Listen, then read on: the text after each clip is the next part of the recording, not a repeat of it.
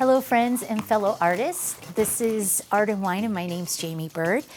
Today I wanted to talk about cold wax. I had somebody recently ask me about cold wax and she's having trouble maybe with the consistency of it and mixing it with paint and then applying it on paper.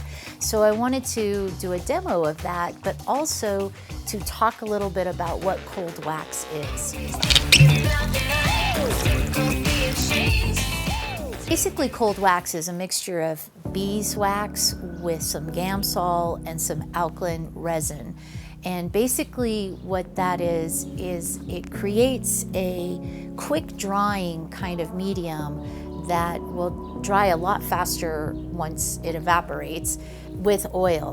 When mixed with oil paint, cold wax will create a kind of a thinning out of the oil paint so that if it is opaque, you can kind of cover things and build up layers, but if it's a transparent paint, you can literally be putting almost like a glazing effect. So you're putting very thin layers one over the other. It also evaporates quickly, so it actually hardens faster to a density that's similar to a beeswax candle. Like in caustics, you can use it to create various layers of transparent layers that can create some amazing effects.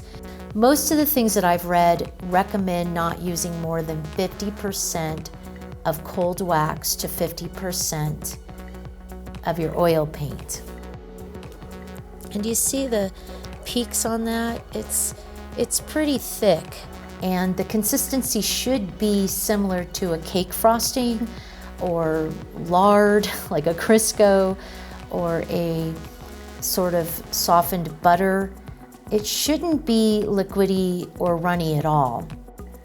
The other thing it does is that it makes your oil colors thicker and more matte, unlike a lot of other painting mediums, which will actually increase the flow of your paints and the gloss.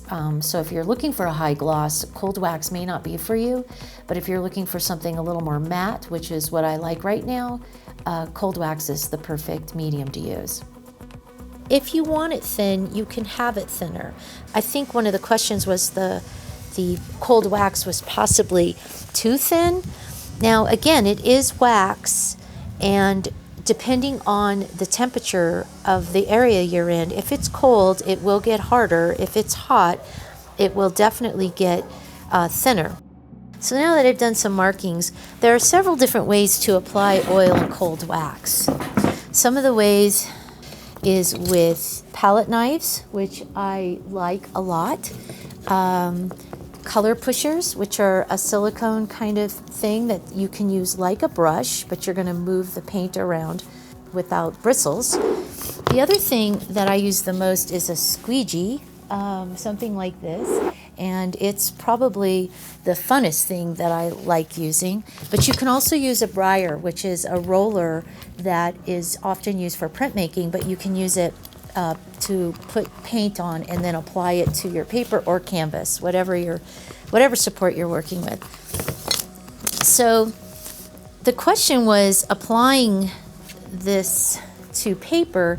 Here I have some oil and cold wax I've just taken off the palette after I've mixed it together, and I'm just going to put it on the paper and spread it out any way you want, and as thin or as thick as you want.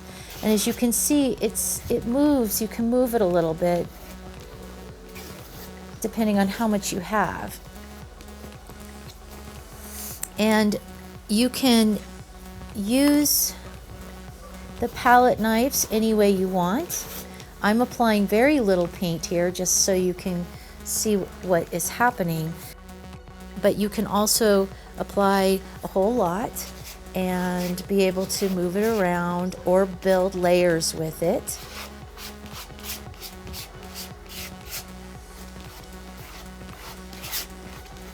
So palette knives are a really good way to do it. A lot of people like just painting with palette knives. I think they're fun, and I use them for many different things. But what I end up using most is this, and I'm doing it the same way. I'm picking up paint, I'm putting about that much on to start, and I'm just slowly putting it on the paper any way that I feel like it. Now, as you see, if I hit the other paint, it's going to get on here and then transfer. So if you see, the blue is now moving over here.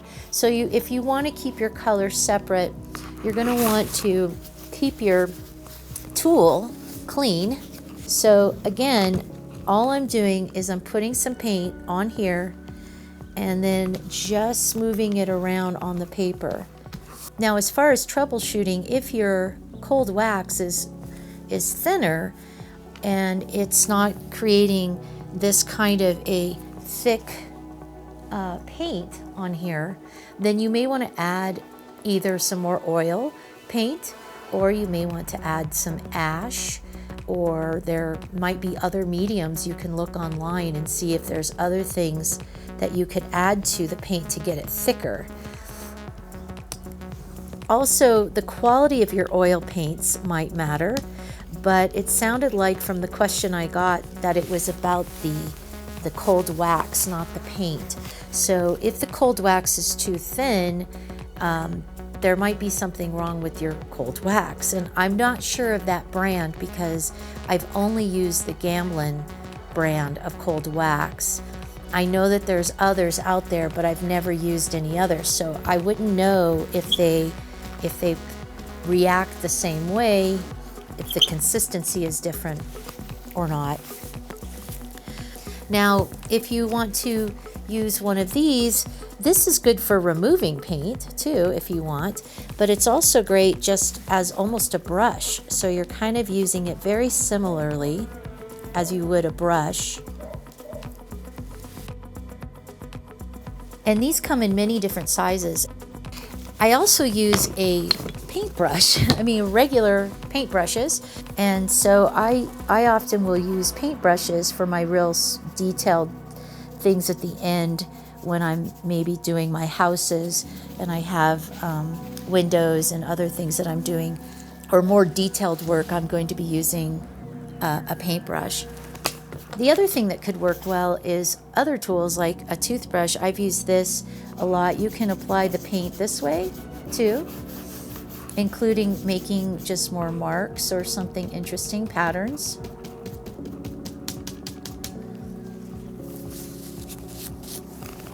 And then of course the briar that we talked about. So I'm going to load the briar up with some of this blue paint. And what you want to do is really get the briar covered on all sides and then put it on like this, or any way you can. Actually, if you have other great ways of using these tools, I would love to know about them. Please leave a comment, because I would love to hear how other people are using some of these tools, or maybe even what kind of tools you're using to apply it. So that's basically the idea of how you apply the oil and cold wax to paper. At this point, this is a very thin layer, the first layer, and we can continue with this if we wanted to build up, or we can start removing some of this paint with some tools like this. Interesting, fun things into the paint. As you build up the layers, you'll be able to dig deeper and deeper, but the idea is you want to be able to go down to a base paint. So this could be a good base, and then we could put some lighter colors on top or some darker colors up here, and then dig into that so that this would be the underlying colors that you would see if we start removing the paint. So that's basically it, how cold wax works with oil paint. If you have any other questions, I would love to hear them. Please leave a comment. Let me know how you're using oil and cold wax.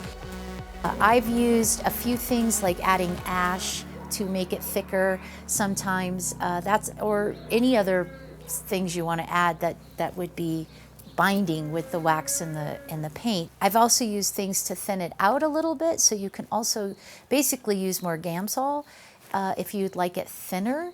and that's something that has been kind of interesting to play with, even though I do like the full body of it normally. So it depends on what you're looking for and what you'd like to do. But if you have other things that you've used it for, or you figured out other ingredients to add to it, I would love to know, because that would be amazing and I would love to try it.